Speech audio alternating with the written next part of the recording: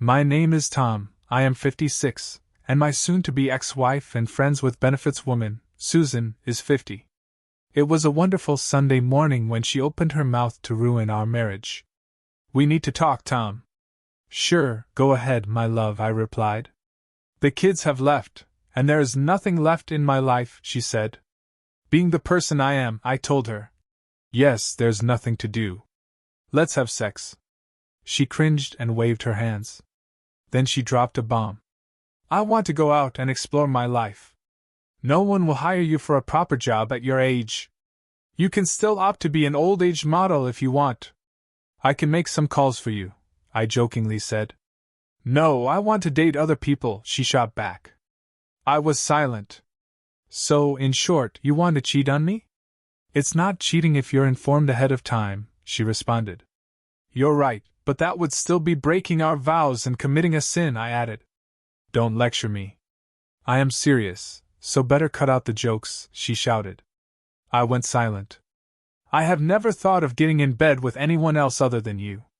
Not that I didn't have the opportunity. I chose my wife over everyone else, I said. It was her turn to be silent, but not for long. Tonight I'll be going out on a date, and you will not stop me. Only you can stop yourself. I can just remind you that you have a husband who has been here for you ever since he married you 12 years ago, I said, the pain evident in my voice. I walked out of the room as she stated she was going out that night. I drank an entire bottle of Jack Daniels and got wasted. The next morning, she was all smiles and I was a wreck. She came up and stated that she had met someone. His name is Clive. I walked to the bathroom and puked in the toilet. My wife came running and asked if I was fine. Yes, my love. I'm just puking out the remaining love I had for you down the toilet, I said, washing my face before laying down on my bed. Susan, this will be the last time. Please reconsider your choices and don't walk the path that may lead us to a lot of pain, I pleaded. He is better than you in bed, has a great job, a great body, and under no circumstances will I let go of him. In case you want to divorce me, fine. Be ready for the streets. I will wipe you clean, so take it or leave it, she retorted. She then stated, everything that's happening will be great for our marriage and will help in the long run. Long run, my ass?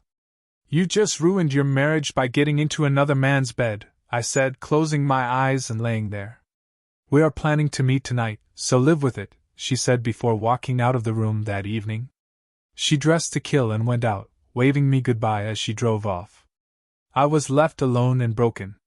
I limped back to my room, opened my safe, and took out my SIG pistol. I held it to my head and closed my eyes. After struggling for 5 minutes, I was drenched and breathing heavily. I looked up and stared at the mirror beside my bed. Is that you, Tom? I asked myself. I held the pistol to the mirror and whispered, bang. Then I went to bed. The next morning was different. My wife was not home yet. I cooked a good breakfast, had my coffee, and went to the nearest gym to enroll myself. I returned after 2 hours to find her asleep in our bed. I decided not to wake her up. Instead, I went to the bathroom, took a bath, picked up my fishing gear, grabbed a 6-pack of beer, and went out near the river to fish. My mind was constantly moving, trying to come up with a plan to punish my wife. I thought about drowning her in the river, blowing up her car, or even strangling her in her sleep, but I rejected all those plans. 12 years of marriage isn't worth a lifetime in prison. Divorce would be costly. I didn't want to give her any money in alimony or settlements. So I decided to just wait, observe, and act. I decided that I would move out of the house, but I didn't want her to live there either. A few days passed. I slept in the same bed as my wife, but I refused to have sex with her. Just around Christmas, she came up and said that she would be spending Christmas with and would be out for the weekend. Why don't you go out for the entire week? She asked. How will you spend Christmas? She inquired. Maybe I'll find someone like you found, I replied. She was happy and gave me a hug. I felt disgusted but pretended to be happy. She left in the morning and I enacted my plan, since she had no interest in what was happening with the house. She had no clue that it was on the market for rent. The same day she left, I closed the deal with the new tenants. Since I held the deed to the house, I didn't need her signature. I had rented a condo in the heart of the city with an exquisite view. A week later, when she came back, she was in for a big shock. Her house was gone and she was on the street. I had asked the new tenants to give her my address.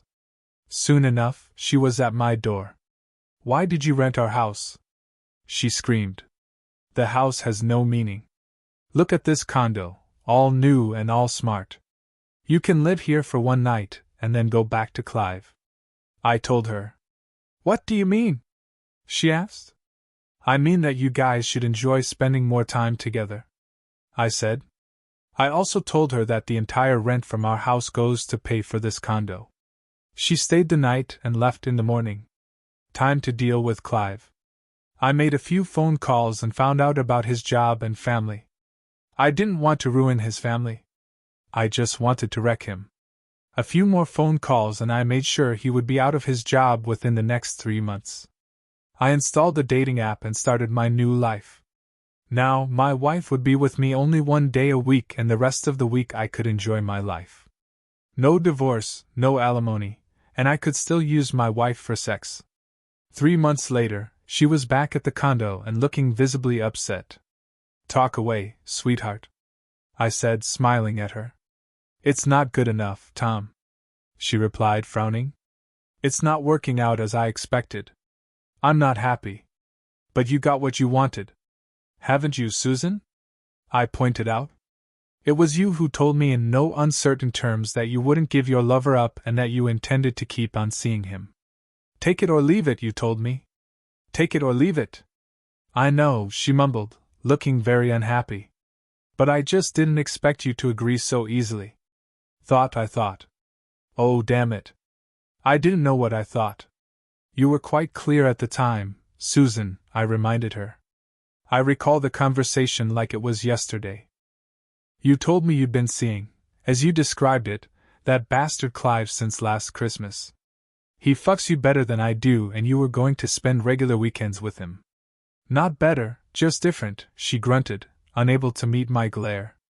"I really meant that we'd carry on more or less as usual, but I'd spend my weekends, or at least some of them, at Clive's place." "Fucking him," I interjected. "Well, yes," she whined, wringing her hands together. "But that would be all. The rest of the time, I'd be living with you like normal." So I agreed. I grinned at her. "Take it or leave it, you said?" I didn't have an option. "So now, what's the problem?" "It was just supposed to be weekends, Tom," she said. "So I was generous, sweetheart. I gave you most of the week as well." "You didn't complain at the time," I said. "You didn't tell me at the time," she claimed, quite correctly. "As it happened, I went on that 2-week holiday with Clive. And when I came back, you'd rented out our house and moved into the Swish apartment." "Yes, fabulous, isn't it?"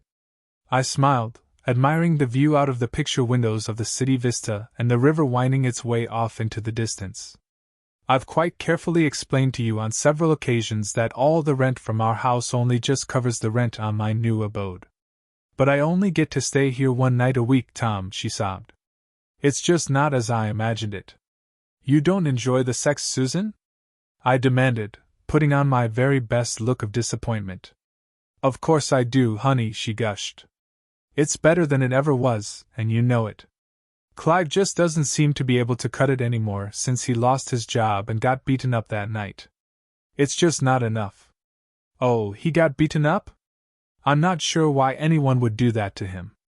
"That's awful, sweetheart," I said, rushing to console her. "Screwing my wife and walking away without a scratch. That does not happen." I thought to myself, if you need another night with me, then I could always ask Jane if she could give Wednesdays a miss from time to time. I offered. "That's not what I damn well want, Tom," she snapped. "Well, how about Fridays then?" I suggested. Mary could swap with Nikki, maybe, or perhaps double up with her. "I don't just want Fridays." "For God's sake, Tom," my wife cried between her sobs. "I want you back. Karen's going back to college next week." "Susan?" I continued, ignoring her plea. So maybe Saturday afternoons would be better? For God's sake, Tom. You're my husband. I love you and want you back full time. Just give me the chance to prove it to you, she begged. You've heard my offer, Susan, I answered solemnly. Now that we're more friends with benefits rather than a married couple, I really and truly enjoy sleeping with you once a week or so. It makes a pleasant change from the younger girls I've been seeing since you left. But you've heard my offer, and that's all I've got to say except for one thing. What's that, honey? Susan asked, looking up at me hopefully with a beaming smile.